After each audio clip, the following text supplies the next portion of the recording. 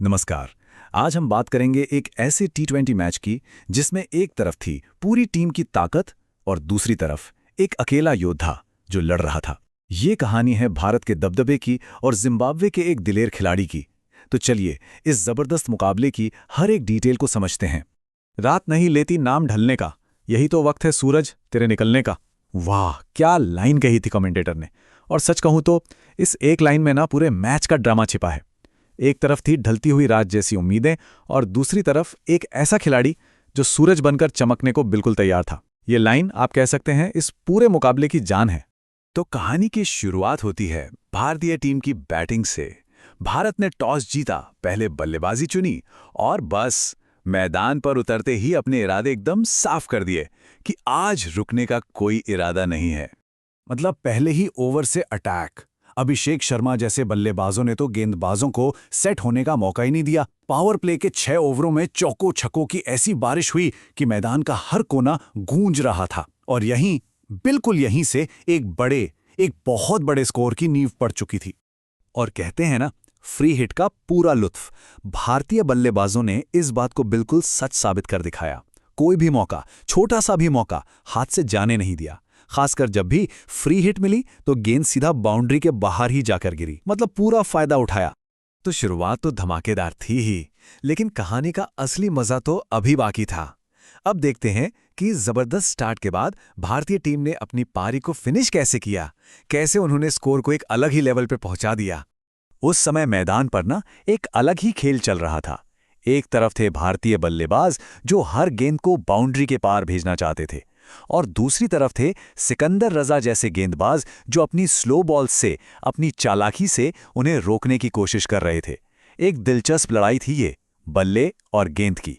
पर सच तो ये है कि ज्यादातर मौकों पर बल्ला ही भारी पड़ा। और भारतीय टीम का कॉन्फिडेंस देखिए।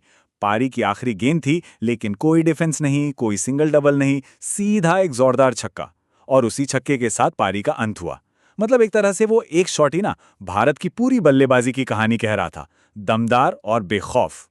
और स्कोर बोर्ड पर नंबर था 256। टी20 क्रिकेट में 256 रन, ये सिर्फ एक स्कोर नहीं है, ये एक पहाड़ है।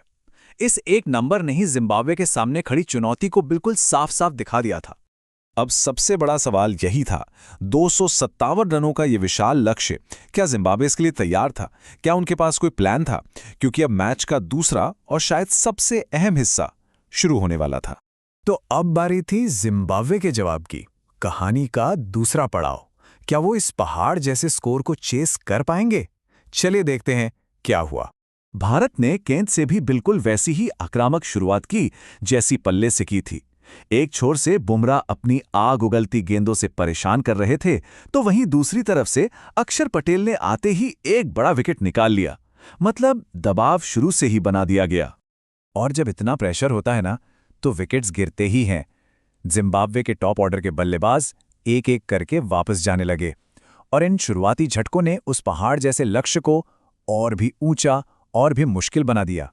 जब सबको लग रहा था कि बस अब तो मैच खत्म है, ये तो एक तरफा हो गया, ठीक उसी वक्त मैदान पर एक खिलाड़ी ने मोर्चा संभाला। और यहीं से शुरू होती है ब्रेंडन बेनेट की वो अविश्वसनीय पारी, जिसकी कहानी आज हम सुना रहे हैं। हालत ये हो गई थी कि कमेंटेटर भी चिल्ला उठे, अद्भुत शॉट मारा है ब्रेंडन बेनेट ने। एक के बाद एक ऐसे कमाल के शॉट्स खेले उन्होंने कि दुनिया के बेस्ट गेंदबाज भी बस देखते रह गए। ये सिर्फ बाउंड्रीज नहीं थी, ये एक अकेले फाइटर का एक करारा जवाब था। और यही इस मैच की असली कहानी है, ये फर्क देखिए। एक तरफ थे ब्रेंडन बेनेट जो अकेले पूरी भारतीय बॉलिंग अटैक से लड़ रहे थे, और दूसरी तरफ थे बाकी के बल्लेबाज जो इस प्रेशर को झेल ही नहीं पाए और एक एक करके बिखरते चले गए। और आखिर में ब्रेंडन बेनेट 97 रन बनाकर नॉट आउट रहे। सोचिए, सिर्फ 3 रन से अपनी सेंचुरी से चूक गए। लेकिन सच कहूं, ये 97 रन किसी भी शतक से कहीं ज्यादा कीमती थे। ये एक हारी हुई जंग में एक योद्धा की शानदार जीत थी। तो इस जबरदस्त मुकाबले का, इस शानदार लड़ाई का आखिर में नतीजा क्या निकला? चलिए अब इस मैच के फाइनल चैप्टर पर चलते हैं और देखते हैं कि इस कहानी से हमें क्या बड़ी बात सीखने को मिली। तो इस मैच से हम क्या लेकर जाते हैं? एक सीधी और साफ कहानी। एक तरफ थी भारत की टीम, विक्ट्री, जहां हर किसी ने अपना रोल निभाया, और दूसरी तरफ था ब्रेंडन बेनेट का एक यादगार अकेले का प्रदर्शन, team effort versus individual brilliance. और आखिर में ये मैच हमें एक बहुत ही दिलचस्प सवाल के साथ छोड़ जाता है कि क्या क्रिकेट में हमेशा टीम की जीत ही सबसे बड़ी चीज होती है, या फिर कभी-कभी हारने वाली टीम की तरफ से खेली गई एक ऐसी यादगार पारी अपने आप में जीत से भी बड़ी हो जाती है? सोचिएगा जरूर।